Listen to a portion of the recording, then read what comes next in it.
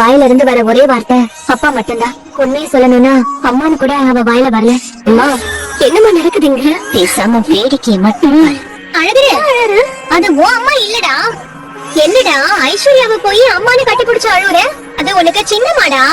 அழகுற, உன் அம்மா கைய நீடிச்சு நிக்கிறா பாரு. அவள தானே நீ அம்மானு கூப்பிடணும். எலே எதுக்குடா அம்மா அம்மானு ஐஸ்வர்யாவை கட்டி பிடிச்சு அழுவுற? ஐயா அழகுற, அம்மா இங்க இருக்காங்கயா. அம்மா இங்க இருக்கிறேன். அவதான் அம்மா. பாத்தீங்களா மாமா, நம்ம ஐஸ்வர்யா எவ்வளவு பாசமா புள்ளைய வளர்த்திருந்தா அழகர் அவளை அம்மா அம்மான்னு சொல்லி கழுத்து புடிச்சிட்டு அழுவான். இதுக்கெல்லாம் காரணம் ஐஷோட நல்ல மனசுதான். சும்மா சொல்லக்கூடாது சித்ரா. என் அண்ணன் மக்களை நான் என்னமோட நினைச்சேன். கெட்டிக்காரிதான். இந்த அளவுக்கு புத்திசாலியா பழைப்பான்னு கொஞ்சம் கூட எதிர்பார்க்கவே இல்ல. எப்படிமா இது நடந்துச்சு? அங்க தாண்டி ஐஷோட புத்திசாலித்தனமே இருக்கு. எதுக்கு அவ குழந்தைக்கு ஆய வேலை பாத்துட்டு இருக்கா? அந்த தமிழ்ச்செல்வியோட புள்ளைய இவ எதுக்கு பாராட்டி சீராட்டி வளர்க்கணும், ஒதுக்கி வைக்க வேண்டியதானேன்னு பல தடவை அவகிட்ட நான் கோவப்பட்டிருக்கேன். புள்ளைய கைக்குள்ள போட்டுக்கிட்டாதான் சேதுவ கைக்குள்ள போட்டுக்க முடியும்னு சொல்லி ஆட்ட கடிச்சு மாட்ட கடிச்சு கடைசியில மனுஷனையே கடிக்கிற மாதிரி அருமையா வேலை பார்த்திருக்கா பாரு.